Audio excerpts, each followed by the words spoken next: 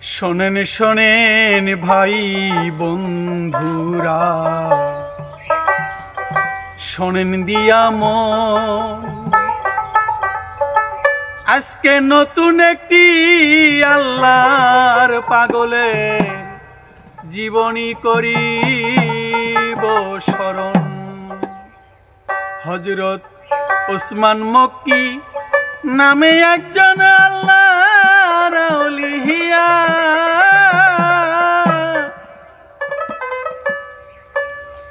তার জীবনী এবার আমরা যাইতেছি বলিয়া রে।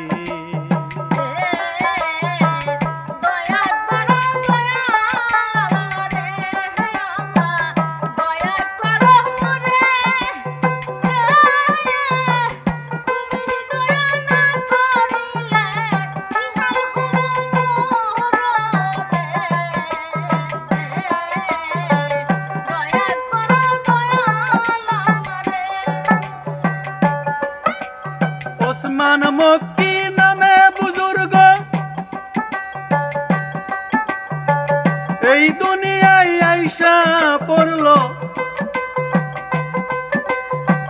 তার কথা করিব স্মরণ। এই বুজুর্গ তরিকতে পীরানের পীর, হাকিকতের আসলের আসল, তরিকতের স্থির, পরম শরীফের প্রদীপ ছিলেন যে তিনি ছিলেন তরিকতের ক্ষেত্রে ন্যূনতম বুজুর্গী। অসাধারণ প্রতিপত্তি, প্রতাপশালী তিনি, সকলের বরণ্য গণ্য গণ্যমান্য যিনি, সকলেই ছিল তার অনুসরণকারী ভক্ত। তার বাণী সমূহ জনগণের কাছে অতি প্রিয় ছিল। রিয়াজতে পরহেজগারিতে তার বিশেষ ছিল, সময়গুলো তার সর্বদা সৎ কাজে ব্যয় হতো। তিনি কখনো কোন প্রকার মাদক দ্রব্য স্পর্শ করেনি। তরিকতে মারিফত সম্বন্ধে তিনি অনেক ভালো গ্রন্থ রচনা করে রে।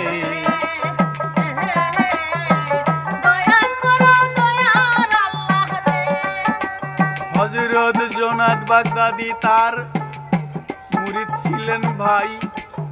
হযরত জুনায়েদ বাগদাদী এই ওসমান মক্কি, এবার হযরত জুনায়েদ বাগদাদী ছিলেন তার মুর্শিদ। তিনি স্বয়ং আবু সাইদ খারজার সংসর্গ লাভ করি। তিনি তিনি হরম শরীফের পীর রূপে বহু বৎসর মক্কা মুআজ্জমায় ইতিকাফ অবস্থায় কাটিয়ে দেয়।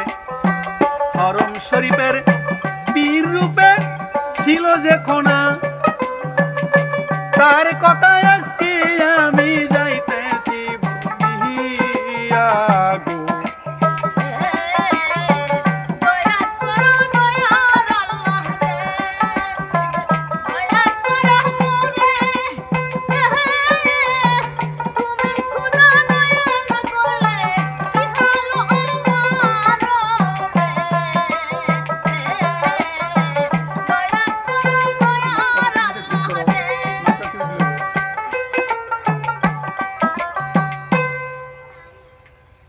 একদিন গাঞ্জে নামার তর্জমা করতেছেন, একটা কিতাবের তর্জমা করতেছেন। তারা নামাজের মুসল্লার নিচে রেখে অজু করার জন্য উনি উঠে যান। অজু করার ফাঁকে তার মনে কিছু উদয় হলো। তিনি বের হয়ে বললেন, নিয়ে গিয়েছে।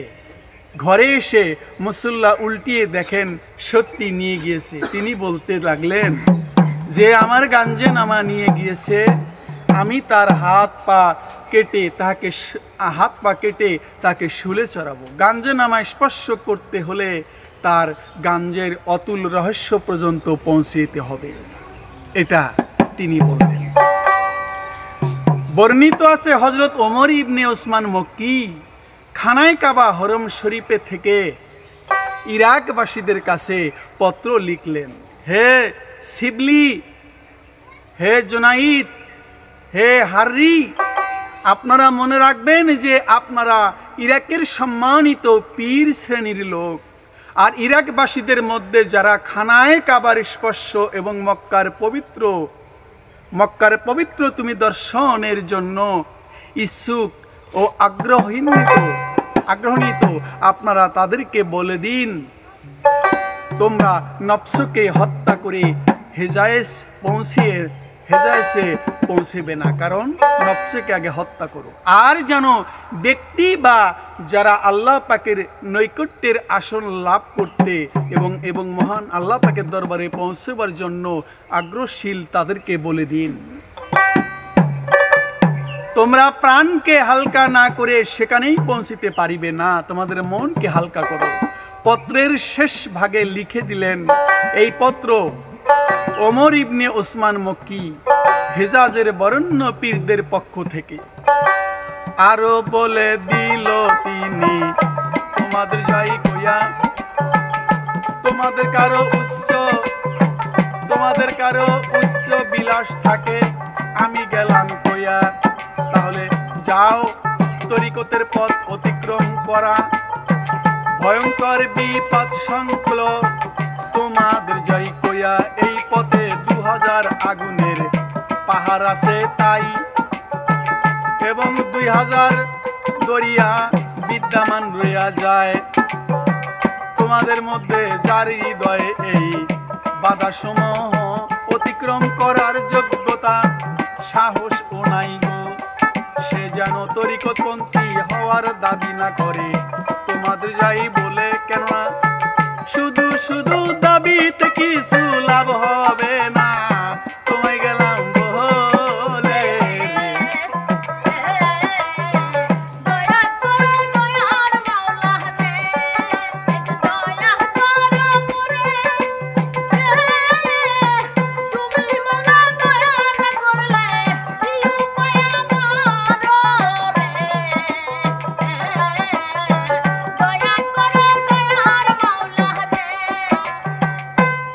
হে ওসমান মক্কি বলেছে, এই তরিকতের পথ 2000 আগুনের দরিয়া পার হইতে পারলে তরিকতের দাবি সে করতে পারবে, 2000 দরিয়া পার হইতে পারলে সে তরিকতের দাবি করতে পারবে। যদি কেউ এটা পার না হয় তাহলে সে কখনো তরিকতের দাবি করা তার জন্য ঠিক না। হযরত জুনাইদ বাগদাদি কাছে এই পত্রের ভিতরে লিখে দিয়েছিলেন যে 2000 দরিয়া পার হতে হবে আর 2000 আগুনের দরিয়া পার হতে হবে। জুনাইদ বাগদাদি ছিলেন ওসমান মক্কির পীর। জুনাইদ বাগদাদি বললেন, 2000 আগুনের পাহাড় ও 2000 সমুদ্রের মধ্যে আমি মাত্র একটি পাহাড় ও একটি সমুদ্র অতিক্রম করতে সক্ষম হয়েছি। হযরত হাররি রহমাতুল্লাহ বললেন, আমি বড়ই লক্ষ্য করুন, আমি বড়ই ভাগ্যবান, কেননা আপনি পথের 2000 ভাগের এক ভাগ অনন্ত অতিক্রম করেছেন, আর আমার দিকে লক্ষ্য করুন, আমি এখন পর্যন্ত মাত্র 3 কদমের বেশি পথ অতিক্রম করতে সক্ষম হইনি। তখন হযরতে শিবলি রহমাতুল্লাহ হায় হায় করে অঝরে রোদন করতে লাগলো, কাঁদতে লাগলো, বললেন, হযরত জুনাইদ রহমাতুল্লাহ আপনি বড় ভাগ্যবান, কেননা তিনি 2000 পাহাড়ের একটি পাহাড় অতিক্রম করেছেন, আর হযরতে হাররি অবস্থান সন্তুষ্টজনক 2 কদম, কেননা তিনি তবুও তিনিও অনন্তন 3 কদম এই পথে অগ্রসর হতে সক্ষম হয়েছে। আর আমার অবস্থা প্রতি হাজার আফসোস, আমি এখন পর্যন্ত এই পথের ধুলির কোণা দূরে থেকে দেখতে সক্ষম হইনি।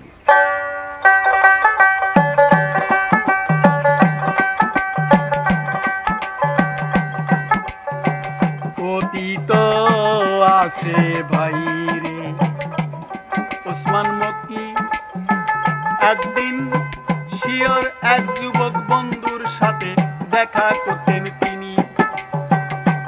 ইস্পাহানে গমন করল ওসমান মক্কি, তাই নিজের বন্ধুর সঙ্গে এবার দেখা করতে যায়। যুবকটি তার একান্ত প্রিয়, একান্ত কাছের মানুষ হযরত ওমর ইবনে ওসমান মক্কি। সেখানে পৌঁছার পর এক সমাজ যুবকটি রোগে আক্রান্ত হইয়া গেছে, বেশ কিছুদিনের জন্য শয্যাশায়ী হইয়া পড়েছে। এমন অবস্থায় একদিন সেখানকার একদল লোক যুবকটিকে দেখা করার জন্য আসে বাইরে তাহারই কাছে। যুবকটি হযরত ওসমান মক্কির প্রতি ইশারা করে বলে, কাওয়ালকে একটি বায়াত আবৃত্তি করতে বলো। যে ওমর ইবনে ওসমান মক্কি এক কাওয়ালকে এই কবিতাটিকে শোনাতে লাগলো। আল্লাহর নামের এই কবিতা বলতে কেহ পারো। ওসমান মক্কির জীবনের ঘটনা। ইস্পাহানে তার এক বন্ধু ছিল, রোগী হয়ে পড়ে গেছে, শয্যাশায়ী হয়ে পড়ে। এমন অবস্থায় একদিন সেখানকার একদল লোক, ওই দেশের ইস্পাহানের একদল লোক আসলো এই যুবকটিকে দেখার জন্য।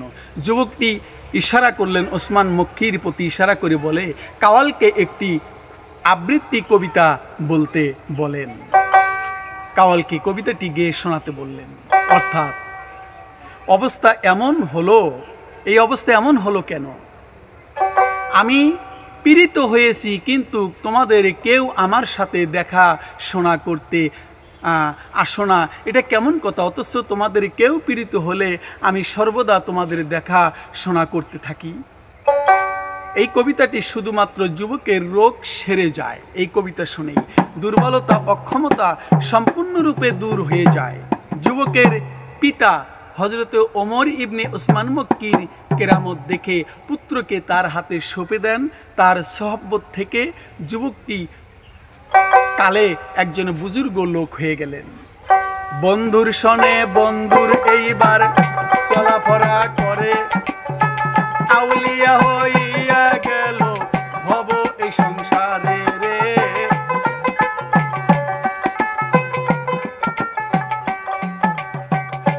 লোকে হযরত ওসমান মক্কিকে বাক্যের অর্থ জিজ্ঞাসা করে। ওসমান মক্কি কয়, এর অর্থ হলো বান্দার সৃষ্টি যখন আল্লাহ পাকের একাত্ম, যে একাত্ম সমন্বনীয় ইলমের শ্রেষ্ঠত্ব, আল্লাহ পাকের প্রভুত্বের মহাত্মার প্রতীত, তখন তাদের অন্তর প্রশস্ত যায় রে যেন হইয়া। এরপর যে বস্তুর প্রতি তাদের দৃষ্টি পতিত হয়, আমি তোমাদের যাই কয়া।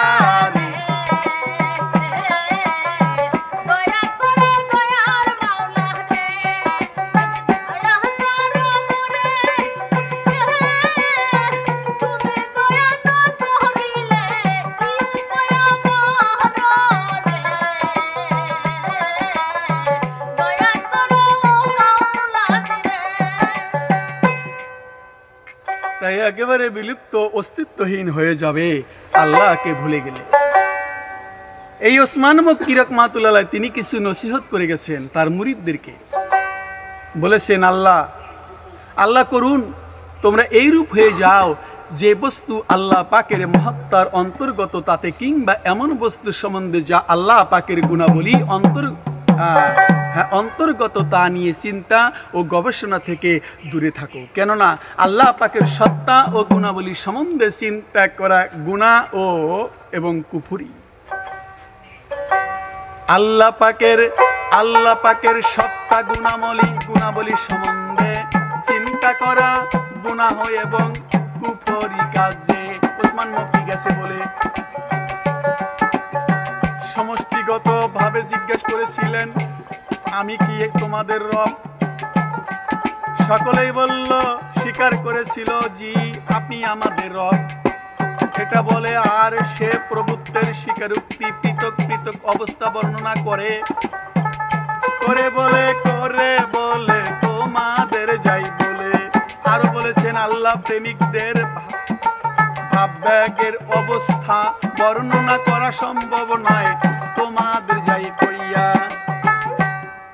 তিনি বলছেন আল্লাহ প্রেমিকদের ভাববেগের অবস্থা বর্ণনা করা সম্ভব নয়, কেননা তা মুমিনদের অন্তরে আল্লাহ পাকের রহস্য আছে। মহাব্বত রেজার অর্থ সন্তুষ্টি, রেজাবন্দির অর্থ হলো সন্তুষ্টি অন্তর্ভুক্ত, কিন্তু আর রেজা মহাব্বত থেকে স্বতন্ত্র নয়, কেননা তুমি যে বস্তুর প্রতি সন্তুষ্টি আটকে মহাব্বত করে থাকো, পক্ষান্তরে যে পর্যন্ত কোনো বস্তুকে ভালো না বাসবে সে পর্যন্ত তার প্রতি সন্তুষ্ট হবে না। তাই আল্লাহর প্রতি রেজা হতে হয়, তার প্রতি তাকে ভালোবাসতে হয়, ভালোবাসার নামই হলো সন্তুষ্ট। এই জন্য রেজার অর্থ হলো সন্তুষ্টি। বান্দা প্রত্যেক সময় এমন বস্তুর মধ্যে মশগুল হবে যা তখনকার জন্য উত্তম। আল্লাহর সাথে অবস্থান করা এবং আনন্দ চিত্তে সহজভাবে বালা মুসিবত সহ করাকে সবুর বলে। ধীরে ধীরে বলবো কথা তোমাদের যাই বলে, ওসমান মক্কি আল্লাহ